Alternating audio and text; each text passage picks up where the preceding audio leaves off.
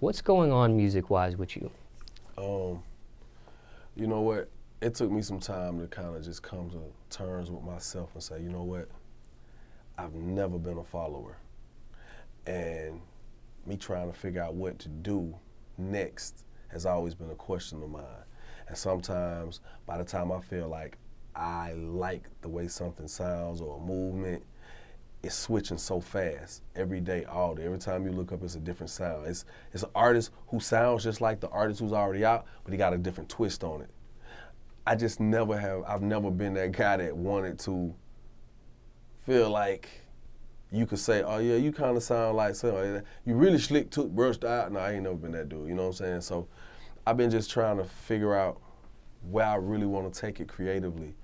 And I think I've found something that I like doing. And people around me are like, hey man, I think you need to do more of that. And I've been producing some of my own stuff too. So, you know, when people hear that, they be like, oh, here you go with this shit. But I'm dead ass for real. That's what I've been doing. And I've found a space that when I'm in that space, I'm the most happiest. And when I'm producing music or writing music or whatever, I found that when I'm in that space, the music feels better too. And it transcends. So when people hear it, they could tell I was smiling when I said this part, or they could tell I was truly in a good mood or a good space when I made this record. So that's all I've been up to, man. So when you say producing, you mean making beats? Yeah. I've been making beats. I mean, in real life, I produced I Know You See It, and Cochise co-produced it because he helped program it, because I didn't know how to operate the shit. So everything I played with my mouth or tried to play on the piano, he went back and played it for me. You get what I'm saying? So it's something I've always done. I just did this record called Wrong Places. And I kind of did it for my birthday because I was like, you know what? I want to produce a record. Then I want to either rap or sing on it. So I rapped and sang on it. And in the video, I danced in the video. Michael Jackson? Actually, yeah. Goddamn Thriller. So it was just one of them things I wanted to do for myself. You know, I said that was one of the things I want to do on my bucket list. I wanted to produce a record and sing on it and pay for it out of my pocket and shoot a video for it, so when people hear it, they can say that's 100% you. And that's what I did. Now, with the making the beats and stuff, did someone teach you that, or is that you just playing around and getting to know it, software and? Well, you know, I was in the band. I played the alto sax, the tenor sax. I played the tenor drum. You know what I'm saying? So I understand music. I sang in the choir church. I sang in the choir school. You know what I'm saying? So I understand music. I used to be able to read sheet music. You know what I'm saying? I mean, if I look at it, I can still follow it. You know, I can tell what a half note and a whole note is, or a quarter note. You know what I'm saying? I can tell you what's A, B, C, D, E, F, G. You know what I mean? But yeah, that's kind of it's not hard for me to pick up on what I like, cause it's all about emotion, man. You know what I'm saying? If somebody feels a certain way when they making a beat, right? If DJ Smallz was making a beat right now in the studio, locked in by himself, and he felt like I am a pimp when he was making this beat. When he play that beat for other people, when they listen back to that shit, like, man, this shit make me feel like a pimp or something.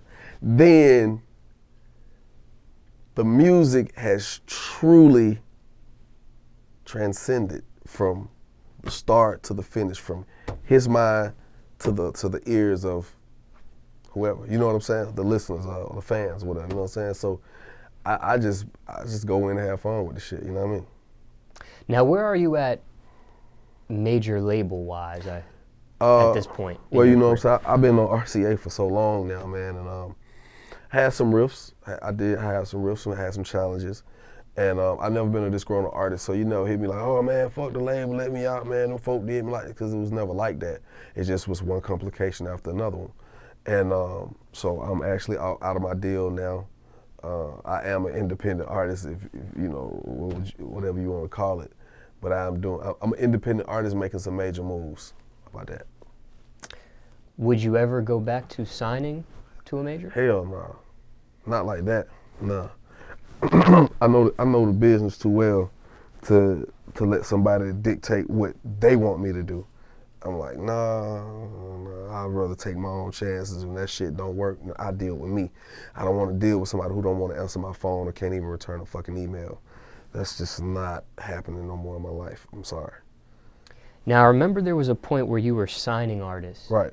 And they had singles that were really, really making some waves. Where are you at with that? Are you still? Yeah, I'm actually, you know what? I realized, I said, you know what? I was able to do the things that I was doing at that point in my life is because I was passionate about helping other people. I was passionate about sharing the experiences that I had experienced with other people, you know, other artists. Like, you don't know what it feels like to come up with a record and goddamn be standing in front of a crowd of 70,000 people. Like, even for now, working with an artist, Boulevard Mark, he used to be in a group called the Concrete Boys. And the group reduced to just it being him as a solo artist. And he called me one day and said, bro, I got this idea. So within a few days of us, the same day I heard the idea, we got on the phone with Fetty Wap. Fetty Wap came to the studio. We all recorded the record right there. It wasn't like I'm gonna send you the verse. It took us 5 weeks to get a verse. No, it was the same day. Just as I got out the bed, Fetty got out his hotel bed. We came to Billboard Studios. We recorded this record. I love the record. I said, you know what, Mark? Let me quarterback this for you. And I didn't come at him like, yo, let me make this my record and then, you know, I said, no, let me quarterback this for you because I already know how hard you work and I felt like he was deserving of it. So I took him under my wing, man, and we've been working the record. So within 2 months of us doing the record, how about we standing in the center of the Georgia Dome, 50-yard line, Monday night football, Falcons season opener, and this man is being able to perform his record in front of 65,000 people because it's sold out. With ESPN having a camera on us, so that's to the world of sports fans watching. That's a great feeling for me to be able to stand out, and it's a great feeling for me to be able to afford someone else that opportunity. You know what I'm saying? So as far as signing artists, no, I'm not gung-ho about just signing on new artists, but what I am gung-ho about is helping others, helping the aspiring. You know, I want to continue to inspire the aspiring artists that are deserving of that shot. You know what I'm saying? Does Swagg Team still exist? Swagg Team does still exist, but it's been reduced to just a production setup. It's not really about signing artists and trying to do all that. I'm working more so along the lines of Granny Man Publishing. I just believe in publishing. It's the way to go, man. You know, trying to run a label is a lot. You know what I'm saying? I'll be honest with you, it's a headache because just as you have to find the right artist to fulfill their end of the deal, you do as well. So a lot of times, if you're gonna really break an artist, it's gonna cost you. It's gonna be an investment. And I found that it's a lot easier to invest in teaching artists the business. I invest that way, and whenever there's a business deal that comes along, it's easier because they have been educated or they're being educated on how the business works. So I believe in publishing because, you know, I teach you how you can take a little bit of your publishing, sell it, just so you can take that money to actually push whatever it is you're pushing. You know, you sell off a little. You know, it's funny. I can tell you something crazy. You know, when I did It's Going Down, I only ended up with about 25% of the record after everything happened with the way it happened with the record, and publishing deal, co-publishing deal. I only ended up with about 25%. 25% of that record still yielded me, every bit of 7-8 million just on publishing, licensing. That's one record, you know what I'm saying? And we're not talking about show money. You know what I'm saying?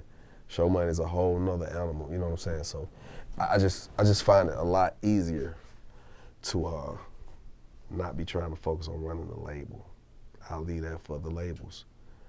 You know, I believe in strategic partnerships, brand marketing, you know, integrated marketing and things of such. So I'm kind of going into a different side of it opposed to just trying to push out artists.